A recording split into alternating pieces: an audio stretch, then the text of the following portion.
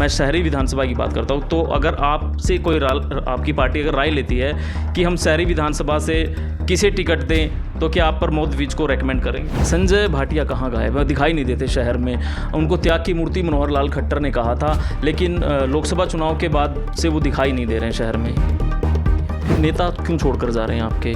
विजय जैन की बात कह लीजिए, सुरेंद्र रेवड़ी की बात कह लीजिए, पूर्व में विधायिका उनकी पत्नी रही हैं, उसको लेकर क्या? पूर्वांचल समाज का एक बहुत बड़ा चेहरा आप हैं। मुख्यमंत्री मनोहर लाल पिछले दिनों पानीपत में आए थे, आपका हाथ उठाकर जो है जनता से रूबरू करवाया था कि ये आपका नेता है। तो क्या लगता है कि पानीपत ग्रामीण विधानसभा की अगर बात करें तो क्या दावेदारी आप भी इस बार विधानसभा चुनाव की कर रहे हैं? कांग्रेस की अगर बात करें तो कांग्रेस में करीब 20-25 कैंडिडेट दावेदार हैं, और बीजेपी की मैं बात करूं तो महिपाल ढांडा का नाम निकलकर सामने आता है। क्या बीजेपी के पास उनके अलावा कोई विकल्प नहीं है, या बीजेपी किसी और को आगे आने नहीं दे रही है? उनके लिए वो परफेक्ट सफिशिएंट एक कैंडिडेट है और उसके बाद किसी की ज़रूरत नहीं। आपको क्या लगता है? ऐसा नहीं है। शहरी विधानसभा में विकास के बड़े दावे किए जा रहे हैं। आप जिला अध्यक्ष हैं, 1400 से लेकर 1700 करोड़ रुपए तक के दावे किए गए हैं कि हमने काम करवाए। क्या आपको लगता है कि 1700 करोड़ रुपए तक के काम शहरी विधानसभा में इकलौती में हुए हैं? प्रमोद विज और दुष्यंत भट्ट के बीच सब कुछ सही चल रहा है? इस सड़क पर तो हमेशा पानी खड़ा ही रहता है, अभी भी खड़ा हुआ है आपके कार्यालय के बाहर। शहरी विधायक प्रमोद विज आपके दफ्तर के बाहर ही जो है दरबार लगा के बैठ गए थे एक बार, और सवाल उठे थे आपके दफ्तर के बाहर भी गुमशुदगी की, और पता नहीं कैसे कैसे जो है पोस्टर लगे हुए थे। नागरू जी कहते हैं कि डिवाइडर हाईवे पे अच्छे लगते हैं, अंदर गलियों में नहीं। नागरू जी को अभी हमारी बातचीत भी हुई है। नागरू जी जनप्रतिनिधि रहे हैं उस वार्ड के, तो उनको भी इस तरह के बयान नहीं देने चाहिए। विधानसभा 2024 के चुनाव को अब महज 2 महीने का वक्त बचा है, और सभी पार्टियां अब अपने स्तर पर तैयारियां कर रही हैं। बीजेपी भी तीसरी बार हरियाणा में बीजेपी की सरकार लाने के दावे कर रही है। इस वक्त पानीपत जिला अध्यक्ष, बीजेपी के जिला अध्यक्ष दुष्यंत भट्ट हमारे साथ मौजूद हैं। उनसे चुनाव को लेकर भी चर्चा करेंगे, और पानीपत में जो विकास हुआ है, ये पहले सीनियर डिप्टी मेयर भी रहे हैं नगर निगम में, वो सारी चर्चाएं आज इनके साथ करेंगे, और ख़ास तौर पर हमारी नज़र विधानसभा चुनाव को लेकर रहेगी। दुष्यंत भट्ट जी, आपका बहुत बहुत स्वागत है पंजाब केसरी टीवी पर। सर, क्या कहेंगे विधानसभा चुनाव को लेकर? किस प्रकार की तैयारियाँ चल रही हैं? पूरे हरियाणा भर की तो आप बताएंगे ही, लेकिन सबसे पहले आप पानीपत में चारों विधानसभाओं में क्या चल रहा है बीजेपी का? किस प्रकार आपको लगता है कि आपकी तैयारी मजबूत है, कहाँ आप कमज़ोर हैं? सबसे पहले तो आपका बहुत बहुत धन्यवाद। और जहाँ तक विधानसभा चुनाव की बात है, भारतीय जनता पार्टी का कार्यकर्ता वैसे 24 घंटे और 7 दिन और चुनाव जीतने के बाद से ही वो इलेक्शन मोड में रहता है, क्योंकि वो चुनाव जीतने के बाद घर बैठने वाला कार्यकर्ता हमारा नहीं है। हमारे कार्यकर्ता की मनस्थिति ऐसी रहती है कि वो जनता के बीच में रहे। आज भारतीय जनता पार्टी चारों विधानसभाओं में बूथ स्तर पर कार्य कर रही है। प्रत्येक कार्यकर्ता पन्ना प्रमुख तक अपने कार्य में लगा हुआ है, और भारतीय जनता पार्टी चारों विधानसभाओं में एक भारी बहुमत के साथ विजय और जीत दर्ज करने जा रही है। पानीपत ग्रामीण विधानसभा सीट की मैं बात करूं, शायद आप भी उसी विधानसभा से आते हैं, और पूर्वांचल समाज का एक बहुत बड़ा चेहरा आप हैं। मुख्यमंत्री मनोहर लाल पिछले दिनों पानीपत में आए थे, आपका हाथ उठाकर जो है जनता से रूबरू करवाया था कि ये आपका नेता है। तो क्या लगता है कि पानीपत ग्रामीण विधानसभा की अगर बात करें तो क्या दावेदारी आप भी इस बार विधानसभा चुनाव की कर रहे हैं? देखिए सचिन जी, मैं चारों विधानसभाओं में चुनाव लड़ूंगा, क्योंकि आज मैं भारतीय जनता पार्टी का जिलाध्यक्ष हूँ, और जब तक मैं इस दायित्व पर हूँ तो ये मेरा कर्तव्य बनता है कि मैं अपने बारे में ना सोच के मैं भारतीय जनता पार्टी के बारे में सोचूं। चारों की चारों विधानसभाओं में भारतीय जनता पार्टी का कार्यकर्ता चुनाव लड़ेगा, और इस बार आपको देखने को मिलेगा कि संगठन चुनाव लड़ेगा। और व्यक्ति तो चेहरे होते हैं, लेकिन असली ताकत संगठन की होती है, और संगठन जिसके पीछे खड़ा होता है वो चुनाव अवश्य जीतता है। और चारों की चारों विधानसभाओं में मतलब मैं एज ए जिलाध्यक्ष चुनाव लड़ूंगा। देखिए, पानीपत ग्रामीण की अगर मैं बात करूं तो कांग्रेस की अगर बात करें तो कांग्रेस में करीब 20-25 कैंडिडेट दावेदार हैं, और बीजेपी की मैं बात करूं तो महिपाल ढांडा का नाम निकलकर सामने आता है। क्या बीजेपी के पास उनके अलावा कोई विकल्प नहीं है, या बीजेपी किसी और को आगे आने नहीं दे रही है? उनके लिए वो परफेक्ट सफिशिएंट एक कैंडिडेट है, और उसके बाद किसी की ज़रूरत नहीं। आपको क्या लगता है? ऐसा नहीं है। देखो, भारतीय जनता पार्टी एक विचार है, भारतीय जनता पार्टी एक राष्ट्रीय पार्टी है, और महिपाल ढांडा जी वर्तमान में वहाँ से विधायक हैं और हरियाणा सरकार में मंत्री हैं, और वो अच्छा काम कर रहे हैं। और अगर भारतीय जनता पार्टी संगठन को लगेगा कि उनको कहीं रिप्लेस करना है या उनको कोई और दायित्व देना है तो संगठन देखेगा। लेकिन अभी वो ठीक काम कर रहे हैं और भारतीय जनता पार्टी का नेतृत्व सही समय पर सही फैसले करता है। और ऐसा कभी नहीं होता कि भारतीय जनता पार्टी के पास एक ही कार्यकर्ता है। भारतीय जनता पार्टी के पास बहुत सारे कार्यकर्ता होते हैं और जब कार्यकर्ता का निर्माण संगठन करता है तो वो हर तरीके से उसका निर्माण करता है। मतलब अब कांग्रेस कल्चर तो बीजेपी के अंदर है नहीं कि भाई हम हर जगह बैनर पोस्टर होर्डिंग्स लगाने शुरू कर दें। संगठन का अपना तरीके से काम करता है और अगर संगठन को उचित लगेगा संगठन वैसा निर्णय लेता है। आज की वर्तमान के दौर में मैं इतना कि जरूर कह सकता हूँ कि चारों की चारों विधानसभाओं में भारतीय जनता पार्टी का कमल खिलेगा। विषय उम्मीदवार का होता ही नहीं हमारे पास तो ये भारतीय जनता पार्टी की विचारों की पार्टी है। यहाँ पर तो कब किस क्षण किसके साथ कौन कहाँ पहुँच जाए कोई कल्पना भी नहीं कर सकता। आप ये देखिए कितनी सहजता के साथ माननीय मुख्यमंत्री मनोहर लाल जी ने अपनी सीट को छोड़ा, कितनी सहजता के साथ। अगर मनोहर लाल जी की जगह कोई और राज्य कांग्रेसी कल्चर का मुख्यमंत्री होता तो सबसे पहले क्या करता, जब यदि उनको केंद्रीय नेतृत्व से कोई फरमान आता तो सबसे पहले अपने केंद्रीय नेतृत्व के पास जाते, उनसे अंडरस्टैंडिंग करने की कोशिश करते, अपने विधायकों को लेकर भाग जाते। लेकिन माननीय मनोहर लाल जी ने कितनी सहजता के साथ और आए और अपना त्यागपत्र दिया और नायब सैनी जी जैसे एक सामान्य से कार्यकर्ता जो मतलब जिसको तराशा निखारा प्रदेश अध्यक्ष बने और उसके बाद किस तरह से हरियाणा की राजनीति के अंदर नया सितारा बनकर उभरे हैं। आज पूरे प्रदेश के अंदर नायब सैनी जी की हवा चल रही है और ये भारतीय जनता पार्टी का ही कल्चर है, अन्य किसी पार्टी का कल्चर नहीं। यहाँ कोई ये जिद नहीं करता किसी चीज़ के लिए कि मुझे यही चीज़ चाहिए, अगर मुझे नहीं मिली तो मैं ये कर दूंगा, मुझे अगर ना ये मिल जाए तो ठीक है। ऐसा नहीं है। ये भारतीय जनता पार्टी के प्रत्येक कार्यकर्ता विचार के लिए काम करता है। आप भारतीय जनता पार्टी के बहुत पुराने कार्यकर्ता हैं और भारतीय जनता पार्टी ने आपको पार्षद बनाया, सीनियर डिप्टी मेयर बनाया, आज जिलाध्यक्ष बनाया। आने वाले समय में हो सकता है आपका भविष्य और इससे ज़्यादा ब्राइट हो, इससे ज़्यादा आपको कुछ और पार्टी की तरफ से मिल जाए। लेकिन आप पूर्वांचल समाज का भी एक चेहरा रहे हैं। पूर्वांचल समाज की एक नाराज़गी आपके प्रति भी है और आपकी सरकार के प्रति भी है कि हमारे जो घाट हैं वो छठ पूजा वहाँ पर करते, एक बहुत बड़ा महापर्व उनका होता है। राज्य स्तरीय जो है कार्यक्रम भी मुख्यमंत्री जब मनोहर लाल थे यहाँ पर आए थे, बड़ा कार्यक्रम किया गया था। उन्होंने खास तौर पर ये डिमांड की थी कि हमारे घाट पक्के किए जाएं। वो घाट पक्के नहीं हुए हैं, उस पर आपका क्या कहना है? देखो, घाट जहाँ तक पक्के होने की बात है, कई जगह काम चल रहा है भारतीय जनता पार्टी के नेतृत्व के द्वारा, सरकार के द्वारा घाटों को पक्का करने का। और आज यदि आप पिछले 10 साल पीछे चले जाएं जब कांग्रेस की सरकार थी तो छठ पूजा का कितना महत्व कांग्रेस की सरकार मनाया करती थी। छठ पूजा को किस तरह से लिया करती थी कांग्रेस सरकार, वो किसी छुपा हुआ नहीं है। आज जब से भारतीय जनता पार्टी की सरकार हरियाणा के अंदर बनी है, माननीय मनोहर लाल जी के नेतृत्व में, माननीय नायब सैनी जी के नेतृत्व में, आप ये देखिए कि पूर्वांचल समाज का कितना बड़ा महत्व मतलब भाजपा ने देखा है कि आप जब छठ की पूजा होती है तो कितनी अच्छी सारी व्यवस्थाएं सरकार करती है। और पिछली जो छठ पूजा थी वो तो आपने पूरे हरियाणा ने देखा कि एक राज्य स्तरीय समारोह पानीपत के अंदर मनाया गया। और उससे पहले कभी भी कांग्रेस सरकार ने क्या इस प्रकार का कोई कार्य किया? आज पूर्वांचल समाज का प्रत्येक व्यक्ति जो समझता है वो अत्यंत गौरवान्वित है, क्योंकि आज छठ पूजा का जो कार्यक्रम मनाते हैं, हर तरह की व्यवस्थाएं, लाइट की व्यवस्था हो, पानी की व्यवस्था हो, मतलब वो सब कुछ प्रशासन करता है। और घाटों के अंदर सफाई की व्यवस्था भी प्रशासन करता है। हर चीज़ मतलब सरकार पूरा का पूरा कोऑपरेट करके सहयोग करती है छठ पूजा को। और उसके अलावा एक बात और, आप ये देखिए, क्या कभी कोई कल्पना कर सकता था पानीपत जैसे शहर के अंदर उस समाज से कोई व्यक्ति आने वाला मतलब डिस्ट्रिक्ट प्रेसिडेंट जैसे महत्वपूर्ण पोस्ट पर चला जाए, सीनियर डिप्टी मेयर जैसे पोस्ट पर चला जाए? आप कांग्रेस का कल्चर उठाकर देखिए ना, क्या उन्होंने क्या महत्व दिया, उन्होंने क्या किया समाज के लिए। आज स्वाभाविक है कि भारतीय जनता पार्टी की सरकार बनने के बाद पूर्वांचल समाज का मान सम्मान बढ़ा है। अभी पूर्वांचल बोर्ड का गठन करने की भी तैयारी कर रही है सरकार। पूर्वांचल को लेकर बहुत ज़्यादा घोषणाएं भी करने वाली है। नहीं तो आप क्या देखिए कि कांग्रेस के राज में पूर्वांचल समाज के लोगों का कितना अपमान हुआ करता था, कितना अभद्र व्यवहार किया जाता था। आज परिस्थितियाँ बदली हैं, पूर्वांचल समाज के लोगों में एक जागरूकता आई है और उनकी जागरूकता के कारण समाज एकजुट भी हो रहा है और भारतीय जनता पार्टी के पक्ष में वो पहले से भी खड़ा है, आज भी खड़ा है और हमेशा खड़ा रहेगा।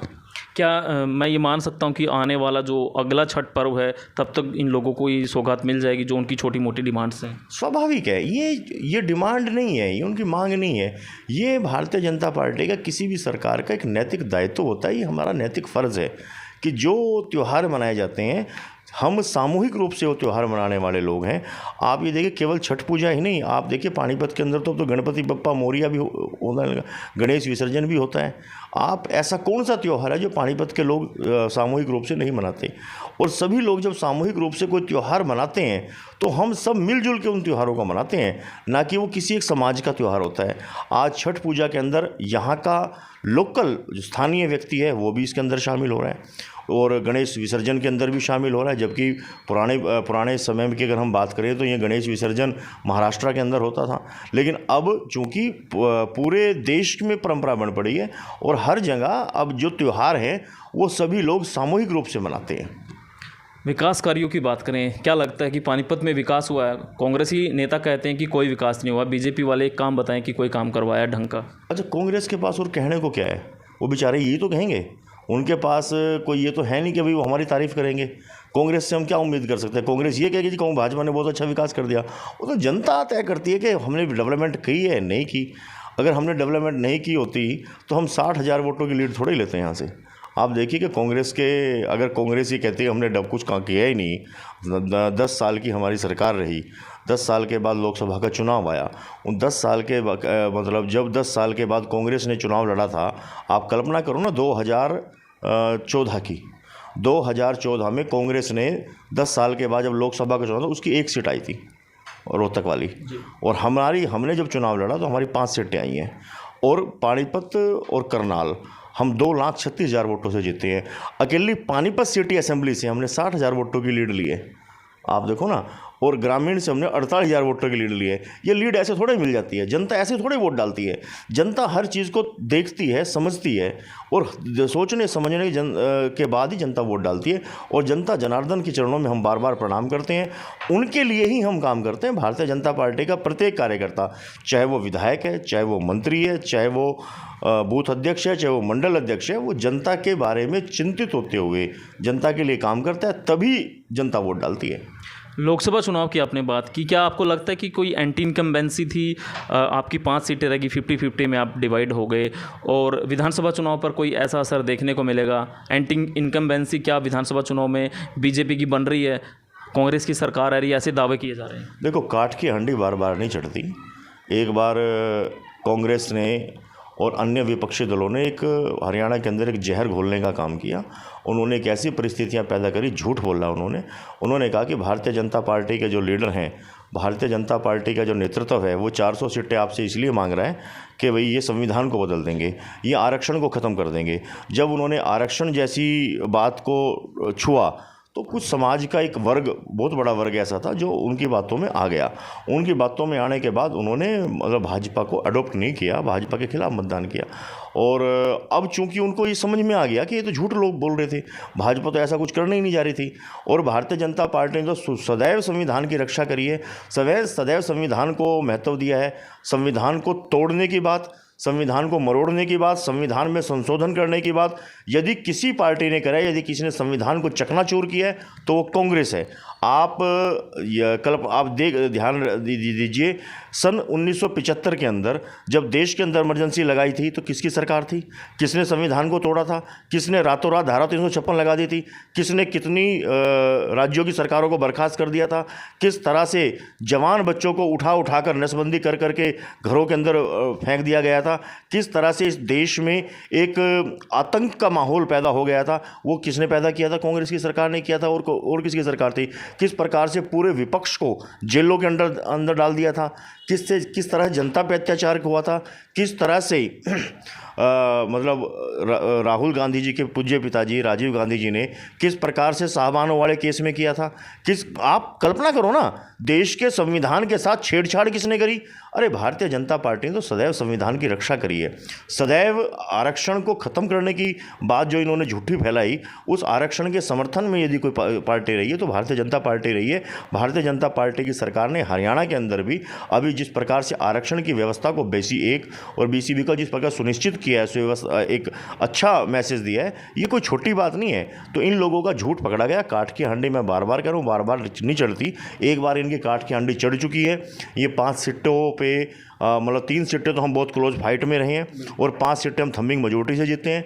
तो जहाँ जहाँ ऐसी व्यवस्थाएं बनी हैं वहाँ सब लोगों को समझ में आ रहा है। और आने वाली जो भारतीय जनता पार्टी अक्टूबर 2024 के अंदर आप देखना थम्बिंग मेजोरिटी से सरकार बनने जा रही है। शहरी विधानसभा में विकास के बड़े दावे किए जा रहे हैं। आप जिला अध्यक्ष हैं, 1400 से लेकर 1700 करोड़ रुपए तक के दावे किए गए हैं कि हमने काम करवाए। क्या आपको लगता है कि 1700 करोड़ रुपए तक के काम शहरी विधानसभा में इकलौती में हुए हैं? देखो, जहाँ तक आंकड़ों की बात है, आंकड़े माननीय विधायक जी ने कहा है तो उन्होंने कहा है तो ठीक ही कहा होगा। मैं उसमें उनकी भाई ये थोड़े कि उन्होंने कोई बात बिना तथ्यों के कही होगी। और शहर में विकास तो हुआ ही। अगर विकास ना हुआ होता तो जो जितनी वोटें हमने ली हैं इतनी वोटें थोड़ा ही मिलती। स्वाभाविक है विकास हुआ है, अच्छा विकास हुआ है। और जो भी बेहतर से बेहतर नगर निगम में मैं भी सीनियर डिप्टी मेयर रहा हूँ, जो भी हम बेहतर से बेहतर परफॉर्मेंस दे सकते थे हमने दी है। प्रमोद विज और दुष्यंत भट्ट के बीच सब कुछ सही चल रहा है। दफ्तर से आप अब अपना दफ्तर में आगे शिफ्ट हो गए हैं। ऐसी चर्चाएं हैं कि अब उस दफ्तर में दुष्यंत भट्ट नहीं बैठते हैं, कुछ गड़बड़ चल रही है दोनों के बीच में, कुछ ऐसा है? नहीं, ये सब कुछ लोगों के दिमाग की उपज है, ऐसा नहीं है। देखो, चूँकि हमारा जो भारतीय जनता पार्टी का जिला कार्यालय वो सेक्टर 13-17 के अंदर बन के तैयार हो रहा है, उसमें टाइम लगना है। स्वाभाविक है जब किसी में टाइम लगना है। और जब मैं जिलाध्यक्ष बना था तो उसके बाद लोकसभा के चुनाव प्रस्तावित थे और लोकसभा चुनाव के तहत हर जिले के अंदर एक कार्यालय लोकसभा का खोला जाना था। तो प्रमोद विज जी का जो चुनाव कार्यालय जो उन्होंने अपना ऑफिस बनाया हुआ था, उन्होंने खुद संगठन को ऑफर किया था कि भाई आप इस कार्यालय को जब तक वो तैयार नहीं होता जब तक आप इसको यूज़ कर सकते हैं। तो चूंकि GT रोड पर कार्यालय था और लोकसभा का चुनाव सामने था, तो इसलिए उस कार्यालय के अंदर बैठकर, और सबसे बड़ी बात क्या थी कि प्रमोद विज जी लोकसभा के उम्मीदवार नहीं थे। लोकसभा के उम्मीदवार माननीय मनोहर लाल जी थे, उससे पहले संजय भाटिया जी थे। तो हमने वहाँ पर लोकसभा चुनाव को सभी कार्यकर्ताओं को एक इकट्ठे लेकर उसको चुनाव को लड़ा और एक अच्छा रिजल्ट भी आया। अब चूँकि अक्टूबर के अंदर विधानसभा का चुनाव है, तो इस विधानसभा चुनाव के अंदर सभी भारतीय जनता पार्टी के कार्यकर्ताओं को एक अवसर है, क्योंकि कोई आप एक सामान्य सा कार्यकर्ता भी भारतीय जनता पार्टी में विधायक की टिकट मांग सकता है और एक डिमांड कर सकता है। अब अगर वहाँ जब विधानसभा का चुनाव है और मेरा वहाँ बैठना, एक संगठन का वहाँ बैठना, तो थोड़ा सा ये था कि वहाँ पर बैठकर अगर किसी से आप आतिथ्य स्वीकार करते हो तो फिर आप समाज के जो और दूसरे अन्य कार्यकर्ता हैं उनके मन में कहीं ना कहीं कोई ऐसी बात ना आ जाए।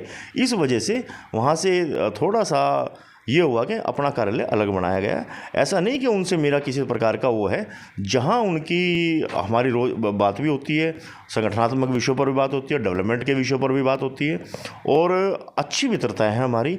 लेकिन वो मित्रता संगठन का कार्य अलग है और चुनावी राजनीति का कार्य अलग है।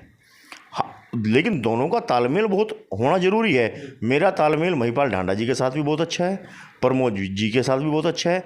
मेरा किसी से किसी प्रकार का तालमेल, क्योंकि उनके बिना हम संगठन की कल्पना थोड़ी कर सकते हैं, वो संगठन से ही तो हैं। प्रमोद विज जी आज विधायक हैं तो भाजपा के संगठन के कारण है, महिपाल ढांडा जी आज मंत्री हैं तो संगठन के कारण है। तो संगठन का और सरकार का तालमेल हमेशा अच्छा रहेगा और अच्छा रहा है।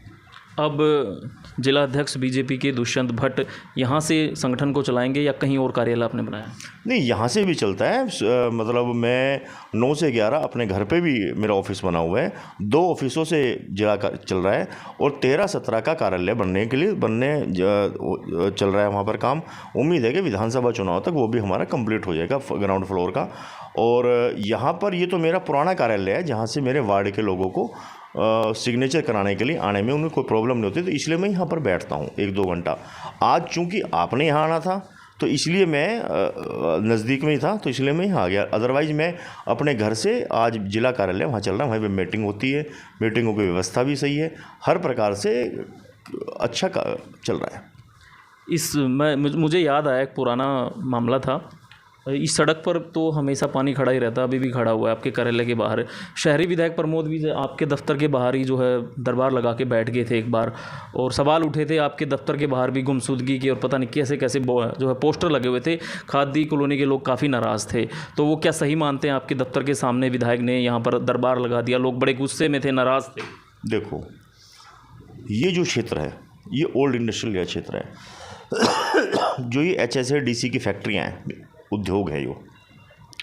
जब बरसात आती है तो उद्योगों का, फैक्ट्रियों का पानी बरसाती पानी में मिलकर ये सड़कों पे आ जाता है।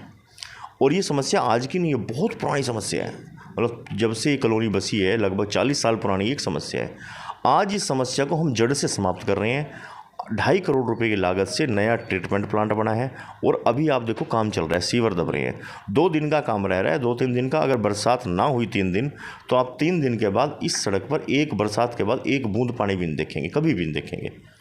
ये मैं आपको यहाँ आश्वस्त करता हूँ। ये बहुत बड़ा प्रोजेक्ट था, जो प्रोजेक्ट इसी सरकार ने मंजूर कराया, और इस प्रोजेक्ट को पास करवाने के लिए माननीय मुख्यमंत्री जी का दिल की गहराई से बहुत बहुत धन्यवाद। क्योंकि ये पूरे एरिया की प्रॉब्लम थी कि क्योंकि नीचा एरिया है, सारा का सारा पानी यहाँ आ जाता था, अब यहाँ पानी भरेगा ही नहीं। एक डिवाइडर की समस्या आ रही है। शहरी विधायक प्रमोद विज के आवास के बाहर एक सड़क का निर्माण हो रहा है, उसका चौड़ीकरण किया जा रहा है, लेकिन वहाँ के जो स्थानीय निवासी वो कह रहे हैं कि डिवाइडर नहीं बनना चाहिए, लेकिन शहरी विधायक ने वहाँ पर काम शुरू करवा दिया गया। इस पर आप कुछ कहना चाहते हैं? देखो क्या होता है, अब डेवलपमेंट होनी है, विकास होना है। मान लीजिए कोई फ्लाईओवर बनना है, अब फ्लाईओवर का जो इस्तेमाल होगा वो तो सभी लोग करते हैं ना, लेकिन जहाँ से वो फ्लाईओवर गुजरता है वहाँ के लोगों को तकलीफ़ होती है। वहाँ के कई बार ये लगता है लोगों को, मेरी दुकान का रास्ता बंद हो जाएगा, मेरा थड़ा ख़त्म हो जाएगा, मेरे पास आगे स्पेस नहीं बचेगा। तो वो स्वाभाविक है, लोगों को थोड़ी बहुत दिक्कत होती है, लेकिन वो ओवरऑल जनहित को देखते हुए वो काम बहुत ज़रूरी होते हैं। अगर हम 20 या 30 लोगों के विरोध के कारण पब्लिक इंटरेस्ट, जो बड़ा इंटरेस्ट है पब्लिक के, जो जनहित के काम है, उनको रोक देंगे तो वो अच्छा नहीं है। मेरा अपना मानना है, शहर का सौंदर्यीकरण है। अब शहर का सौंदर्यीकरण होना है, अब कोई ये कहे कि भी सौंदर्यीकरण तो हो, लेकिन मेरे ना तो थड़ा टूटे और मैं बाहर गाड़ी पार्क भी कर पाऊँ अपनी। आमतौर पे आप उस रोड पे जाके देखें, मतलब मैं खुद जाके देखिए कि रोड पे पार्किंग भी है, वहाँ रोड बहुत चौड़ी है, लोगों के थड़े भी हैं। तो स्वाभाविक है जब डेवलपमेंट होगी तो कुछ लोगों को गुस्सा भी आएगा, नाराज़गी भी होगी, लेकिन ओवरऑल जनहित के अंदर वो काम जरूरी होते हैं। और मैंने उन प्रोजेक्टों को देखा है, मुझे लगता है कि वो ठीक है। नांगरू जी कहते हैं कि डिवाइडर हाईवे पे अच्छे लगते हैं, अंदर गलियों में नहीं। वो गली नहीं है, वो गली थोड़ी ना है, वो तो मेन रोड है। और नागरू जी को अभी हमारी बातचीत भी हुई है, नागरू जी जनप्रतिनिधि रहे हैं उस वार्ड के, तो उनको भी इस तरह के बयान नहीं देने चाहिए मीडिया। नगर निगम में आप जैसे सीनियर डिप्टी मेयर रहे हैं, नगर निगम की वजह से कई बार आपकी सरकार की किरकिरी देखने को मिलती है, भ्रष्टाचार के आरोप अक्सर लगते रहते हैं। क्या मानते हैं कि हुई है किरकिरी बीजेपी की नगर निगम में? भ्रष्टाचार आप मानते हैं होता है, या जो लोगों के काम है वो नहीं होते हैं? देखो स्वाभाविक है, आप एक सोच के देखो, नगर निगम ना एक एटोनोमियस बॉडी है और बहुत छोटी बॉडी है। उसके अंदर अभी पीछे 26 इलेक्टेड पार्षद थे और 3 मनोनीत पार्षद थे। तो जहाँ 26 पार्षद और 29 लोग हों, वहाँ पर हर किसी का अपना अपना पर्सनल इंटरेस्ट होता है। जब वो पर्सनल इंटरेस्ट हो और पब्लिक इंटरेस्ट से बढ़ के पर्सनल इंटरेस्ट हो जाए, तो वहाँ पे स्वाभाविक है थोड़ा बहुत नुकसान होता है। लेकिन मेरा अपना ये मानना है, ओवरऑल जब हम देखते हैं ओवरऑल, तो म्यूनिसिपल कॉरपोरेशन ने अच्छा परफॉर्मेंस दी है। यहाँ पर कुछ अच्छे ऑफिसर्स भी रहे हैं जिनका विजन था इस शहर को डेवलप करने का, और बहुत से काम ऐसे भी हैं जो अच्छे हुए हैं। जैसे आप कल्पना करो, जो बाहरी कॉलोनियाँ थी, ख़ास तौर से 100 के करीब आउटर कॉलोनियाँ थी, इन कॉलोनियों को अप्रूव्ड भी कॉरपोरेशन की वजह से हुई, उनके अंदर फंड भी कॉरपोरेशन से गया। कोई कल्पना कर सकता था, जो नरक का जीवन जी रहे थे लोग, कि वहाँ पर आप सीवर भी दब सकते हैं, वहाँ पर पीने के पानी की पाइपलाइन भी दब सकती है, गंदा पानी पीने को भी बचते हैं, गंदे नालों का पानी पीते थे लोग। लेकिन आज आप वहाँ पर देखिए, विकास का पहिया बहुत तेज़ गति से दौड़ रहा है। तो ऐसा नहीं कि केवल IQ है, हर किसी का ना IQ है। एक कहे कि गिलास आधा भरा है, और दूसरा कहे कि मुझे मतलब गिलास आधा भरा है। हर किसी का आईक्यू अलग है।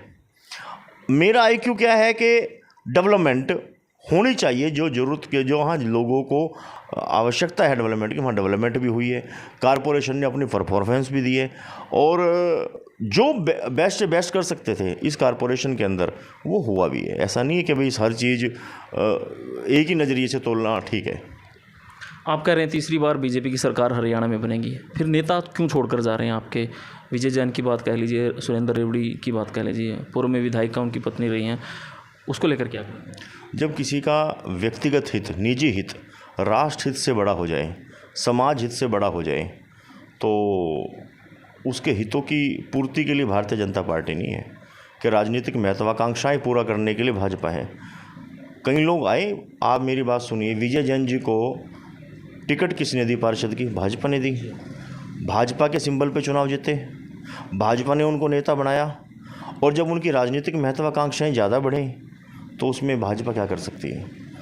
और सुरेंद्र रेवड़ी की बात करें, रोहिता रेवड़ी जी की, रोहिता रेवड़ी जी को टिकट भाजपा ने दी, उसको चुनाव भाजपा ने जिताया, उसको नेता भाजपा ने बनाया और विधायक भाजपा ने बनाया। और बाई चांस अगली बार संगठन को लगा भाई इनकी जगह उपयुक्त प्रमोद विजय, उनकी टिकट काट दी, तो पूरे 5 साल अपने घर में बैठे रहे और फिर बाद में भाजपा छोड़ के चले गए। मैं कहूँ राजनीतिक महत्वाकांक्षाएं की पूर्ति करने के लिए भाजपा नहीं है। भाजपा एक विचार है, सतत निरंतर चलने वाली प्रक्रिया है। यहाँ पर आंख बंद करके संगठन के लिए काम करने वाले व्यक्ति की ही पूजा होती है। चरैवती चरैवती चरैवती। राजनीतिक महत्वाकांक्षाएं पूरा करने का प्लेटफॉर्म भाजपा नहीं है। आप ये कह रहे हैं कि वो टिकट के चक्कर में दूसरी पार्टियों में गए हैं, अगर टिकट वहाँ पर भी नहीं मिला तो क्या वहाँ से भी वो यू टर्न मार सकते हैं, ऐसा लगता है? वो तो उनकी अपनी वो है, उसमें हम क्या कह सकते हैं। लेकिन मैं तो इतना ही कह सकता हूँ कि आप ये देखिए कि भारतीय जनता पार्टी ने जिनको नेता बनाया, नेतृत्व दिया, अगर वो भाजपा को छोड़ के जा रहे हैं तो उसके पीछे उनकी राजनीतिक महत्वाकांक्षाएं हैं, ना कि समाज की सेवा करना या देश की सेवा करना या शहर की सेवा करना उनका मकसद है। कोई नुकसान होगा बीजेपी का इससे? काफ़ी कहते हैं लोग कद्दावर नेता है रोहिता रेवड़ी और अच्छा खासा वोट बैंक है। देखो, कोई नुकसान नहीं होता, ये सब हमारे मन के वहम होते हैं। कई बार हम ये सोचते हैं कि उसके जाने से ये नुकसान हो जाएगा, उसके आने से ये बेनिफिट हो जाएगा। ये सब ना एक साइकोलॉजी है, दिमाग है। आम जनता जब वोट डालती है तो बहुत से मुद्दों को ध्यान में रखकर वोट डालती है। जो व्यक्ति सवेरे टिफ़िन उठाकर जाता है और शाम को अपने घर पे आता है, जो व्यक्ति फैक्ट्रियों में मजदूरी करता है, जो व्यक्ति मतलब स्कूलों में पढ़ाता है, या जो व्यक्ति जिसकी दिनचर्या राजनीति से अलग हटके सामाजिक अपने कर्तव्यों का निर्वहन करता है, वो व्यक्ति सिर्फ और सिर्फ ये चीज़ देखता है कि सरकार कौन सी अच्छी है। उस व्यक्ति को इफ़ेक्ट कोई नहीं कर सकता। अब आप एक बात बताइए, पानीपत ग्रामीण विधानसभा के अंदर लगभग 3.25 लाख वोट हैं, 3.25 लाख वोट हैं। शहरी विधानसभा के अंदर 2.5 लाख वोट के आसपास अब हो जाएंगी। क्या 2.5 लाख वोटों तक पहुंचना किसी भी व्यक्ति के लिए संभव है? नहीं, बिल्कुल नहीं। पॉसिबल है? नहीं, बिल्कुल भी नहीं है। इसलिए आम जनता तक उन नेताओं की कोई पकड़ नहीं होती। समाज ही तय करता है कि कौन सी सरकार ठीक है और कौन सी सरकार गलत है। किसी के जाने से लंबा चौड़ा कोई खास फर्क उन पे नहीं पड़ता। मतदाता पे, मतदाता वोट डालते वक्त पानीपत के डेवलपमेंट की बात करेगा, डिस्ट्रिक्ट के डेवलपमेंट की बात करेगा, स्टेट के डेवलपमेंट की बात सोचेगा, देश के डेवलपमेंट की बात सोचेगा। वो देश का हित किसके हाथ में है, हरियाणा का हित किसके हाथ में है, शहर का हित किसके हाथ में है। बापू बेटा एंड सन्स प्राइवेट लिमिटेड जो फर्में बनी हुई हैं, जो भी राजनीतिक दलों की, मतलब उनके प्रति उसकी निष्ठा कभी नहीं बन सकती। उनके प्रति निष्ठा कुछ एक लोगों की बन सकती है, लेकिन समाज की नहीं बन सकती, क्योंकि समाज ये देखता है कि यार इनका क्या है। आप कांग्रेस में देख लीजिए, कांग्रेस का शुरू से कल्चर उठाओ ना, जवाहरलाल नेहरू, इंदिरा गांधी, राजीव गांधी, राहुल गांधी, सोनिया गांधी, प्रियंका गांधी, रॉबर्ट वाड्रा, अब तो उसके बच्चे बड़े हो गए ना बड़े। अब ऐसे हरियाणा में आ जाओ, भूपेंद्र हुड्डा, दीपेंद्र हुड्डा, ओम प्रकाश चौटाला, अजय चौटाला, अभय चौटाला, दुष्यंत चौटाला, दिग्विजय चौटाला, है ना। ऐसे आप यूपी में चले जाओ, मुलायम सिंह यादव, अखिलेश यादव, राम गोपाल यादव। लेकिन भारतीय जनता पार्टी में आप ये देखिए, क्या कभी किसी ने कल्पना करी थी 2014 से पहले कि मनोहर लाल जी जैसा व्यक्ति सीएम बनेगा? जी बिल्कुल भी किसी को पता नहीं था। पता नहीं था। क्या किसी ने कल्पना करी थी कि नायब सिंह सैनी जैसा कार्यकर्ता, सामान्य कार्यकर्ता, जो जिलाध्यक्ष था, जिसने अपनी लाइफ जिंदगी युवा मोर्चा के मंडल अध्यक्ष, जनरल बॉडी की भी नहीं, युवा मोर्चे के मंडल अध्यक्ष से अपना कैरियर शुरू किया, युवा मोर्चे के जिलाध्यक्ष रहे, फिर वो 2014 में नारायणगढ़ से विधायक बने, हरियाणा सरकार में मंत्री बने, 2019 में लोकसभा से सांसद बने, फिर प्रदेश अध्यक्ष बने, फिर चीफ मिनिस्टर बन गए। आप ये देखो, क्या कांग्रेस में संभव है ऐसा? परिवारवाद के अलावा कुछ है वहाँ? आज जितने भी लोग कांग्रेस के इर्द गिर्द घूम रहे हैं, वो सिर्फ क्या कह रहे हैं, इब के हुड्डा आवेगा, इब के दीपेंद्र आवेगा, है ना, और वो कह रहे हैं इब के सैलजा आवेगी। इसके अलावा तो कुछ नहीं है। क्यों आएगी, कैसे आएगी, क्या होंगे ना, उनके साथ उनकी वोटें साथ चल रही हैं। भारतीय जनता पार्टी का कार्यकर्ता आज भी तपती धूप हो, बरसात हो, आज भी अपने बूथ पे काम कर रहा है, डोर टू डोर जा रहा है, अपने योजना बना रहा है बूथ जीतने की। उनकी तरह नौटंकियाँ नहीं कर रहे, क्योंकि हमें खुद ही नहीं पता कि अगला कल क्या होगा। क्योंकि भारतीय जनता पार्टी का नेतृत्व अंत्योदय की बात सोचता है, अंतिम से अंतिम पंक्ति में खड़े रहने वाले व्यक्ति का उत्थान करना, ये भारतीय जनता पार्टी की परंपरा है। और इस सबसे बड़ा एग्जाम्पल आपके सामने दुष्यंत भट्ट बैठा है। मेरा जन्म, मेरा जो एक्चुअल बचपन था वो झुग्गियों के अंदर बीता है। अच्छा। मैंने रात को 12 घंटे की फैक्ट्रियों में मजदूरी की है और दिन में पढ़ाई की है। लेकिन जिस संगठन ने के नज़दीक जाके जो मुझे तराशा, निखारा, आज देखो पानीपत कितना बड़ा ज़िला है, लगभग 10 लाख के करीब वोट हैं, 10 लाख के करीब वोटर, 10 × 5 50 लाख के करीब आबादी है। वोटर 10 लाख है, 50 लाख की आबादी। आप सोच के देखो, इतना बड़ा औद्योगिक नगरी होने के में आज डिस्ट्रिक्ट प्रेसिडेंट जैसी चीज़, और वो भी विश्व की सबसे बड़ी पार्टी। सबसे बड़ी पार्टी। ये केवल भाजपा में संभव है और किसी राजनीतिक पार्टी में संभव नहीं है। आप यहाँ कांग्रेस का हाल देख लो ना, शुरू से लेकर शाह परिवार के अलावा कांग्रेस गई कहीं? सोच देखो, संगठन भी नहीं कांग्रेस तो बना पाई आज तक, संगठन भी नहीं बना पाई। और मैं चैलेंज के साथ कहता हूँ इनको, आए ना, अभी 2024 का इलेक्शन होगा, पता लग जाएगा सबको। मैं ये जानना चाहता हूँ, मनोहर लाल खट्टर जब लोकसभा चुनाव के लिए प्रचार प्रसार कर रहे थे तो महिपाल ढांडा ने कार्यक्रम कर रखा था, जब हर विधानसभा में वो घूम रहे थे विधायक हमारे मनोहर लाल जी, तो उन्होंने कहा था कि आपको चिंता करने की ज़रूरत नहीं, आपकी टिकट नहीं कटेगी। उनकी टिकट तो उन्होंने उस दिन रिजर्व कर दी थी शायद, वो तो हालांकि अभी पार्टी का, संगठन का वो फैसला करेंगे टिकट किसे देनी है। हम जो है पिछली बात कर रहे हैं।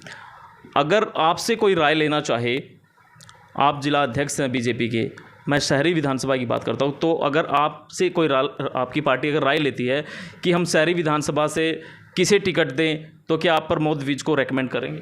मैं ये बात आप यहाँ मीडिया में नहीं बता सकता, क्योंकि ये बातें संगठनात्मक हैं और संगठन की बात संगठन में ही कही जाती है। जो मुझसे कोई राय मांगेगा तो मैं अपनी निष्पक्ष, भारतीय जनता पार्टी का हित किस में है, भारतीय जनता पार्टी का भला किस में होने वाला है, उसमें ही अपनी राय व्यक्त करूंगा। और ये चीज़ें मीडिया में नहीं बताई जाती। मेरा आखिरी सवाल है, चर्चा है, अफवाह है, कन्फर्म आप करेंगे, बताएंगे आप सही है गलत है।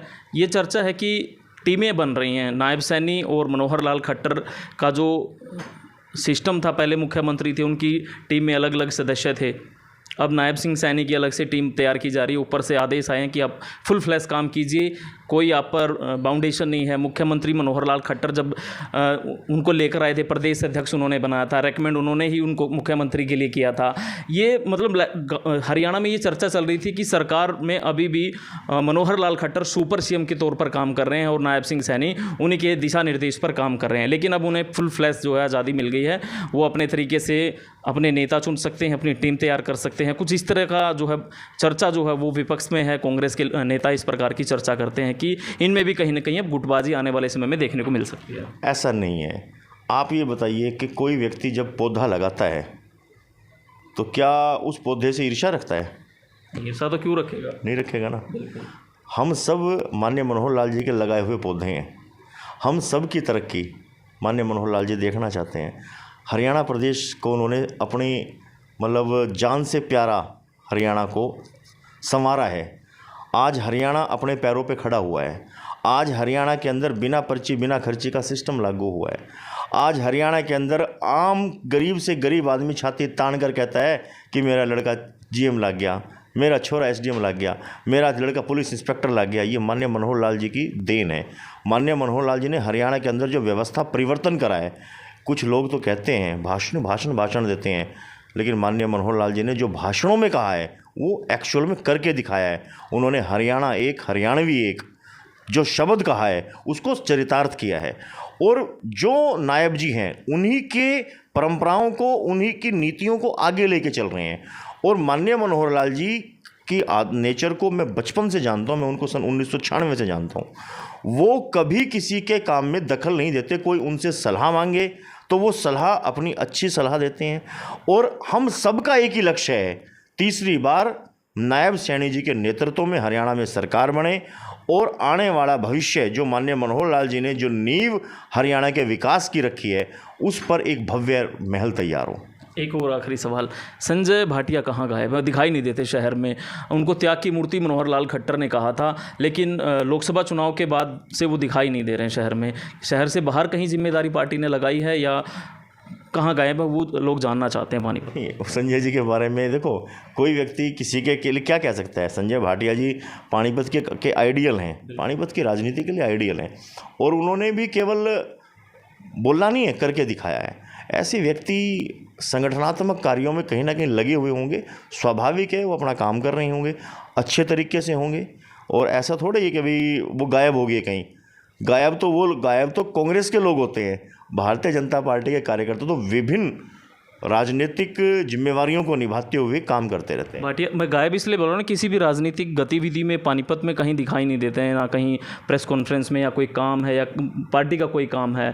मैं तो ये सिर्फ ये जानना चाहता हूँ कि पार्टी ने कहीं शीर्ष नेतृत्व ने कहीं दूसरे राज्य में ड्यूटी लगाई है या कहीं वो बिल्कुल अब बैठ गए हैं, कोई काम बीजेपी के लिए करते हुए दिखाई नहीं देते। लोग पूछते हैं कि संजय भाटिया दिखाई नहीं देते हैं। नहीं, अभी संजय भाटिया जिला कार्यकारिणी की हमारी बैठक हुई थी, विस्तारित कार्यकारिणी बैठक थी, उसके अंदर थे वो। अभी छोटी टोली की हमारी किसी महत्वपूर्ण विषयों पर बैठक थी, उस बैठक के अंदर थे वो। एक अलग बात है कि मीडिया उनको नहीं देख पाता होगा अब, क्योंकि वो पहले एक चुनावी फेस थे, आज वो संगठन का फेस हैं।